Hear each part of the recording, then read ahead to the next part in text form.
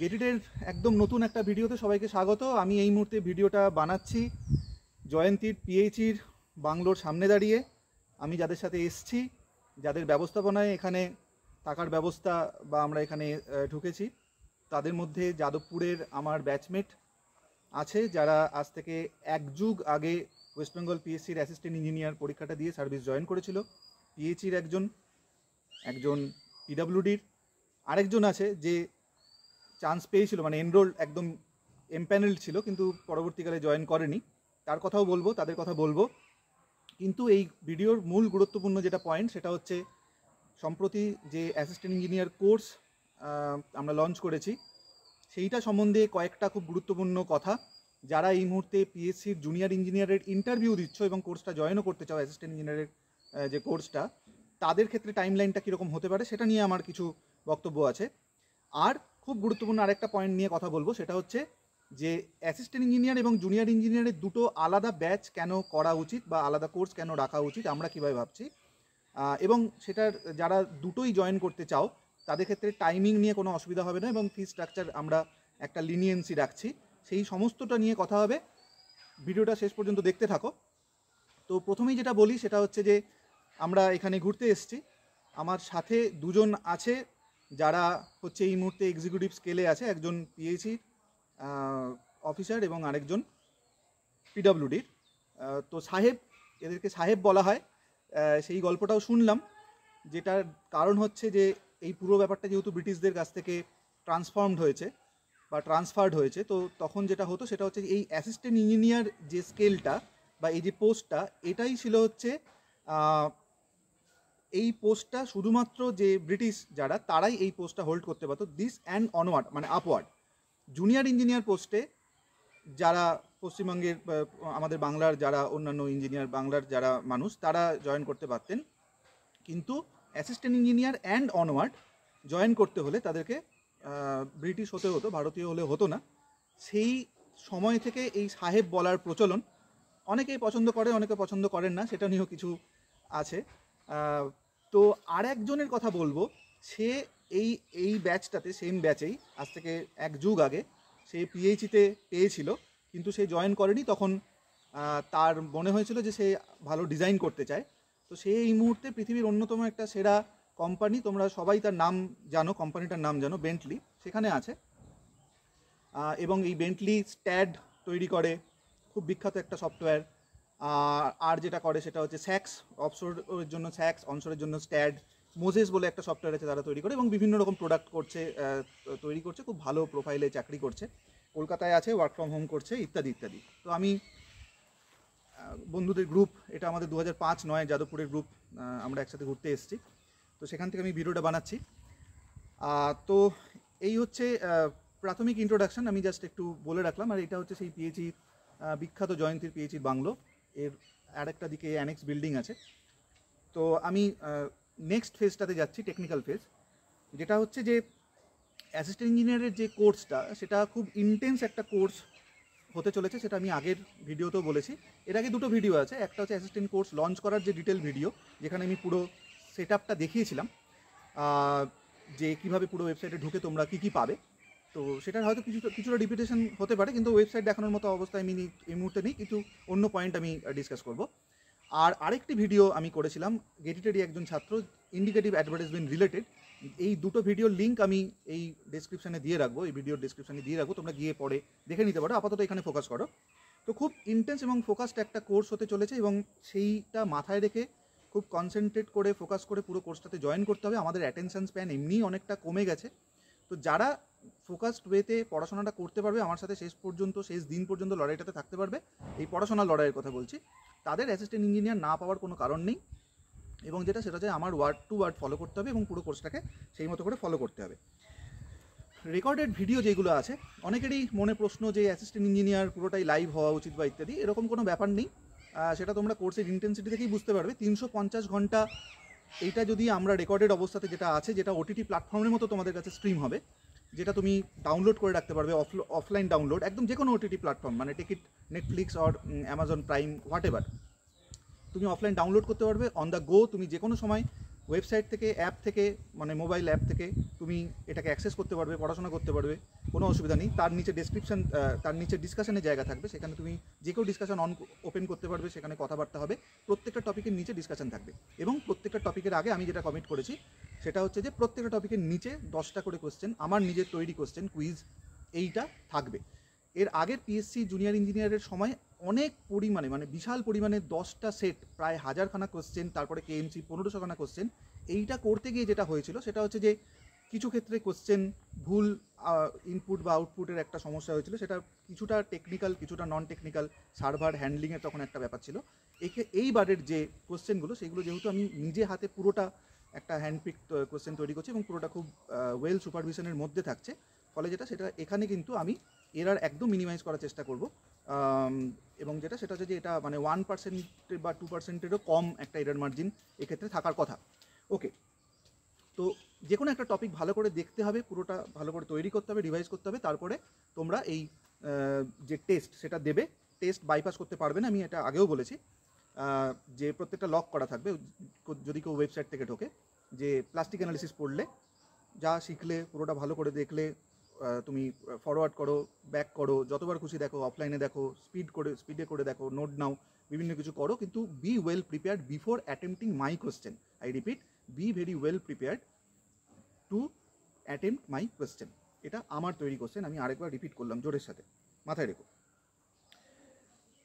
আরেকটা খুব ইম্পর্টেন্ট কথা, সেটা হচ্ছে যে তোমাদের এই অ্যাপে পরীক্ষা দেওয়ার একটা অভ্যেস আছে। এটা দুটো কারণে ডেট্রিমেন্টাল হবে এই পার্টিকুলার কোর্সে, এটা করো না। একদম ঠান্ডা মাথায় বাড়িতে বসে ল্যাপটপ বা বড় স্ক্রিনে সামনে বসে পরীক্ষাগুলো দিও। তার দুটো কারণ।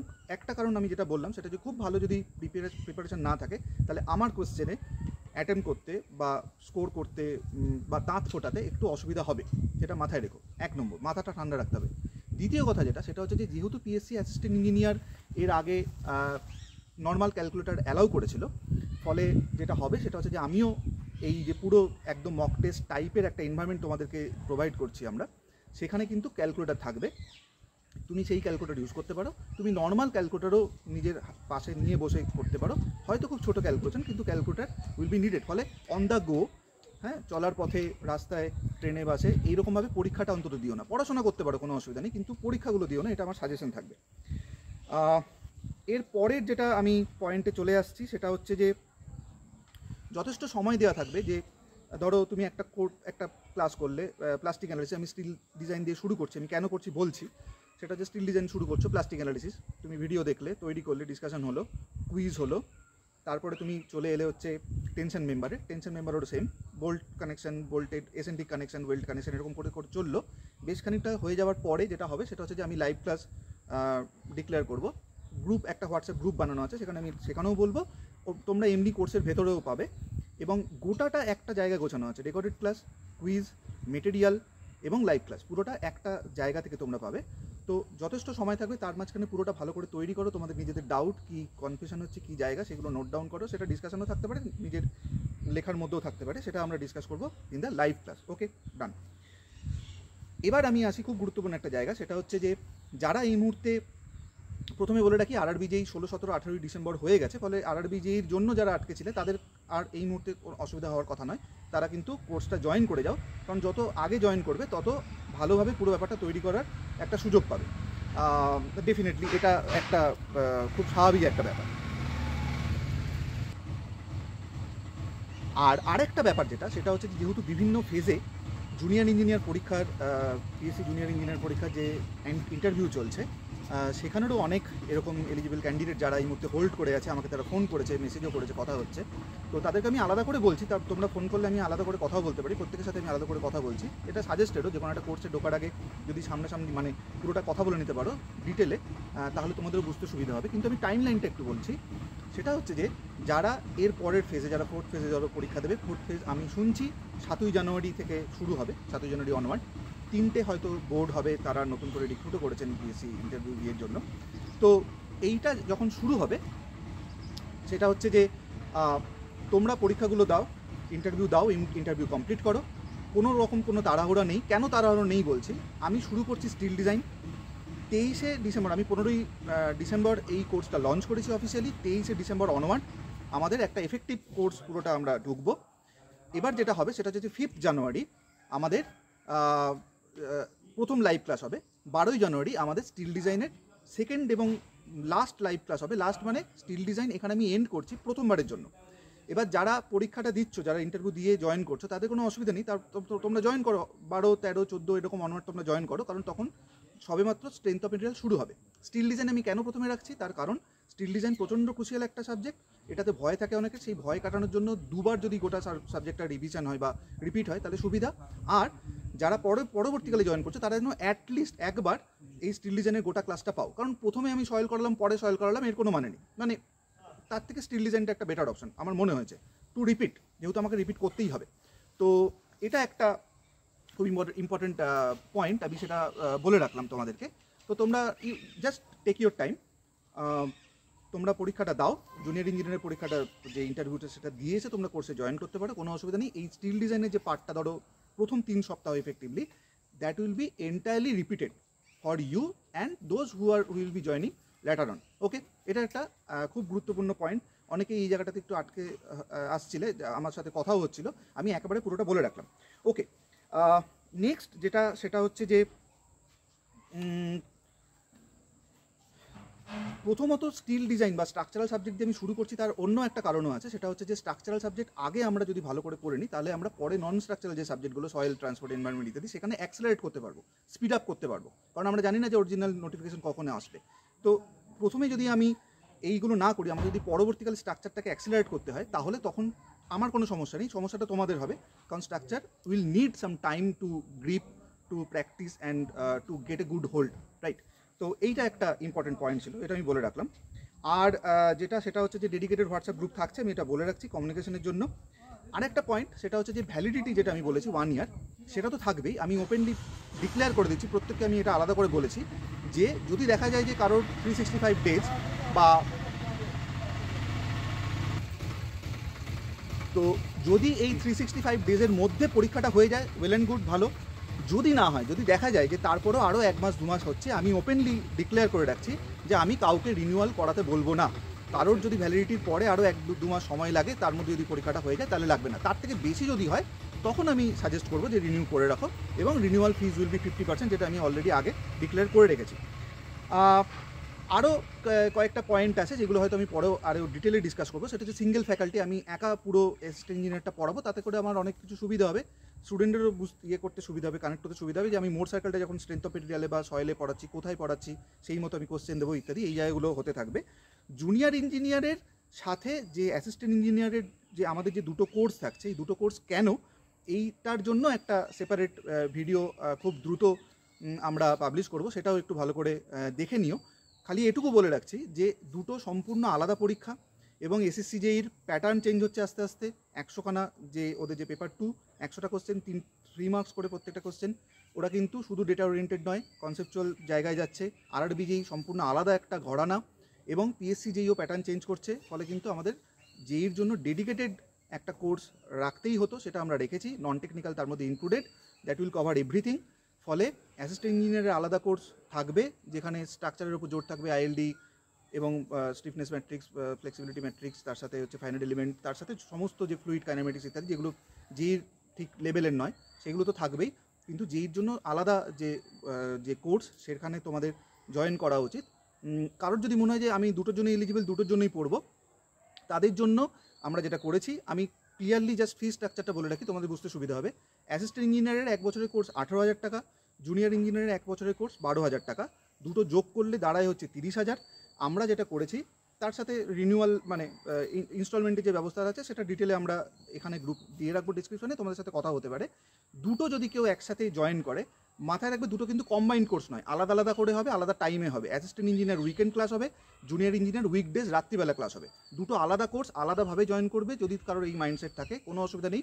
আমরা মোট মিলিয়ে পুরো ফিসটা রিডিউস করে রাখলাম হচ্ছে 24,000 টাকা, 24,000 পুরোটা অ্যাজ এ হোল। এইটা এরপরে আরও যদি কিছু ডিসকাশন হয়, আমরা পার্থ স্যারকে এই পুরো সিস্টেমটার মধ্যে মানে ভিডিওর মধ্যে আনবো, এবং ডিটেলে ডিসকাস করবো যে কেন জুনিয়র ইঞ্জিনিয়ারের আলাদা একটা ডেডিকেটেড কোর্স থাকা উচিত। এইটা আমরা এরপরে আনবো। আপাতত আমি এই ভিডিওটা এন্ড করছি। পুরো ভিডিওটা অনেকগুলো ইম্পর্টেন্ট ইনফরমেশন দিতে আমি গেছি, ফলে সেগুলো একটু ভালো করে আরেকবার দরকার হলে রিপিট করো, বন্ধুদের সাথে শেয়ার করো। খুব ইম্পর্টেন্ট, টেলিগ্রাম চ্যানেলটাতে যাও। টেলিগ্রাম চ্যানেলে প্রত্যেক দিন কিন্তু আমি কুইজ দিচ্ছি। কুইজ ডে আজকে হচ্ছে 14 নম্বর। এই স্ট্রিকটা চলবে টিল যতদিন এই টেলিগ্রাম গ্রুপ থাকবে ততদিন এটা চলবে। মাথায় রেখো 31 ডিসেম্বর 2025 পর্যন্ত যদি আমি ক্যালকুলেট করি, শুধু ফ্রি পাবলিক ডোমেনেই অন্তত আমি প্রায় 380 কাছাকাছি মানে কিন্তু এমসিকিউ, কোয়ালিটি এমসিকিউ এটা আমি দিতে যাব। সো জয়েন করো প্রত্যেকটা প্ল্যাটফর্ম লিঙ্ক এখানে দেওয়া থাকবে। আপাতত এই ভিডিওটা আমি এখানে এন্ড করছি। খুব শীঘ্রই দেখা হবে এবং কোর্সটা কিন্তু অফিসিয়ালি শুরু হয়ে গেছে। এফেক্টিভলি আমরা পুরোটার মধ্যে ঢুকছি, একটা সিরিয়াস প্রিপারেশন। সেই প্রিপারেশনের মধ্যে তোমরা থাকবে এবং খুব ভালো রেজাল্ট করবে, এটাই হচ্ছে আমার আশা।